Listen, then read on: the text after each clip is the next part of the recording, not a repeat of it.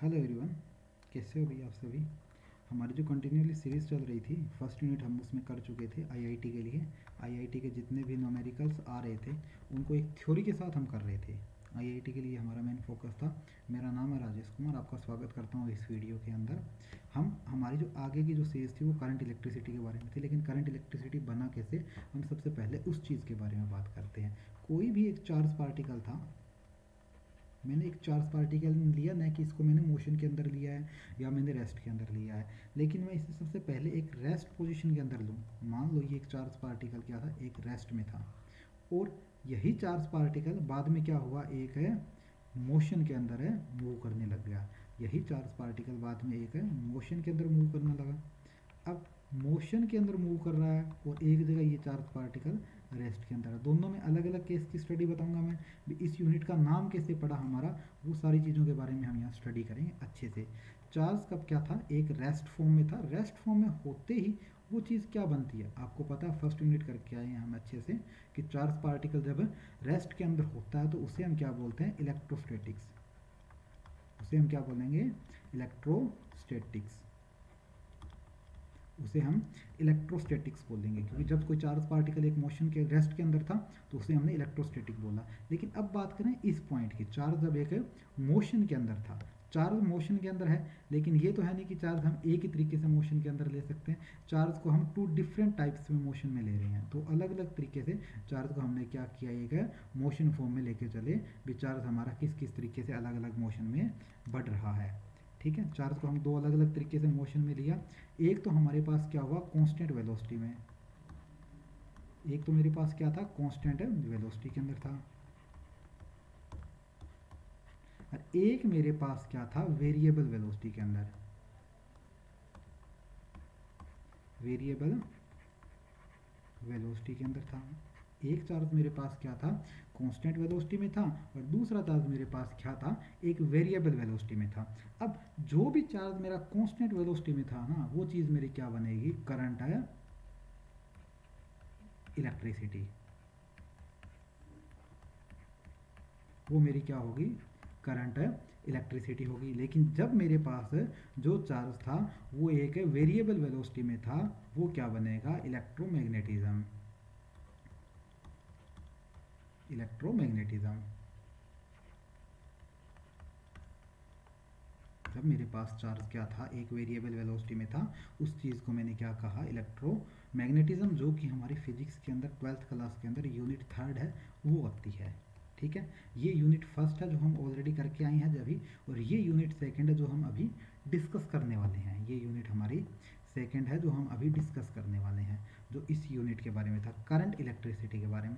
सबसे पहले हम करंट के बारे में बात करेंगे, लेकिन करंट के बारे में बात करने से पहले हम एक न्यूमेरिकल पर बढ़ेंगे, क्योंकि आपको पता है मेरी आदत रही कि सबसे पहले मैं न्यूमेरिकल करवाऊंगा, फिर उसके बाद उसका कॉन्सेप्ट दूंगा, क्योंकि न्यूमेरिकल हमें पता है कि कहाँ हम उस चीज़ का ईजिली यूज़ करेंगे, और उसके बाद हम टॉपिक में देखेंगे भी कौन सा इस टॉपिक में से हम अपने लिए उठाएं जो हमारे लिए इंपॉर्टेंट है। 90% टॉपिक है, उसमें से जितनी चीज़ें हमारे लिए इंपॉर्टेंट है वो हम उठाते हैं, क्योंकि 1 या 2 मिनट में हमें पूरा पूरा क्वेश्चन है वो क्रैश करना है। ओके, आई होप अंडरस्टूड होंगे आप इस चीज़ से। चलिए जी, आपके सामने पहला क्वेश्चन आपकी स्क्रीन के ऊपर फ्लैश हो चुका है। क्या दिया statement, the potential difference applied to an x ray tube. कोई भी एक एक्सरे ट्यूब थी, उसके ऊपर पोटेंशियल डिफरेंस अप्लाई हो चुका है। कोई भी एक एक्सरे ट्यूब थी, उसके ऊपर पोटेंशियल डिफरेंस अप्लाई हो चुका है। वो कितना हुआ है, 5 किलोवाट हुआ है। 5 किलोवाट हुआ, इस चीज़ को ध्यान करोगे, पॉइंट टू बी नोटेड बच्चे, इस चीज़ को ध्यान करोगे। 5 किलोवाट है, वो मैं पेन का कलर और कर लेता हूँ क्योंकि येलो कलर में ही टाइपिंग किया हुआ है। ठीक है, the current through it 3.2 mega ampere. ये चीज़ इंपॉर्टेंट थी। मेरे पास करंट कितना पास हो रहा है, 3.2 एम ए। इस चीज़ को मुझे, आपने हमेशा ही पढ़ा है, 10th क्लास में पढ़ा है, 11th में मैंने पढ़ाई है ये चीज़ें, कि कोई चीज़ होगी वो एक नॉर्मल क्वांटिटी में होगा। जैसे आपने 4th यूनिट के अंदर करके आए थे कि हम फेराड के अंदर वो चीज़ नहीं ले रहे थे, हम ले रहे थे किसके अंदर, माइक्रो फैराड में कहीं यूज़ कर रहे थे, कहीं हम फैराड में यूज़ कर रहे थे। उसी तरीके से हम इस चीज़ को माइक्रो एम्पियर को हम एक एम्पियर फॉर्म में चेंज करवाएंगे। एम्पियर में जब भी हम चेंज करवाएंगे तो 10 टू रेज टू पावर है, इस चीज़ में हम चेंज करवाते टाइम में -3 कर देंगे। अब ये चीज़ मेरे पास पूरी की पूरी क्या हो चुकी है, एक एम्पियर में हो चुकी है। आगे क्या दिया, then the number of electron striking the target पर सेकेंड, मतलब टाइम मेरे पास यहाँ कितना है, 1 सेकेंड का टाइम मुझे यहाँ पर गिवन है। टाइम मुझे दे दिया, आई की वैल्यू दे दी, ठीक है। The potential difference applied on A X ray tube current throw on A per unit, इसके ऊपर हमारे पास है वैल्यू, इसने मेजर करवा दी। इसने नंबर पूछा है, the number of, the number, ये चीज़ इंपॉर्टेंट है, ये चीज़ हमें यहाँ पर फाइंड करने वाली चीज़ है। इसका मतलब मैंने कहा था कुछ टॉपिक में एक्स्ट्रा चीज़ें होगी और कुछ न्यूमेरिकल्स में एक्स्ट्रा चीज़ें होगी, मतलब इस चीज़ को सिर्फ और सिर्फ माइंड पजल करने के लिए ये चीज़ हमारे आगे रखी है और कुछ भी नहीं है। 10th क्लास की जो इलेक्ट्रिसिटी, जब हमने पहली बार इलेक्ट्रिसिटी से वास्ता हुआ हमारा, उस टाइम हमने एक फॉर्मूला किया, I is equal to q by t किया। अब where q is a charge, t is a an time interval. Charge के बारे में हमने फर्स्ट यूनिट के फर्स्ट चैप्टर में एक चीज़ करवाई थी मैंने, आपको बच्चे याद हो तो, चार्ज इक्वल टू होता है n e number of atoms and charge of electrons, और टाइम मेरे पास एज इट इज़ था, आई मेरे पास वैल्यू थी। अब देखो यहाँ पर क्या क्या चीज़ें हैं, मुझे वैल्यू पूछी है एग्जामिनर ने आपकी स्क्रीन के ऊपर, इस चीज़ की वैल्यू पूछी है, इस एन की। मेरे पास ई की वैल्यू है, टी की वैल्यू है, आई की वैल्यू, मैं इजीली इस चीज़ की वैल्यू फाइंड कर सकता हूँ।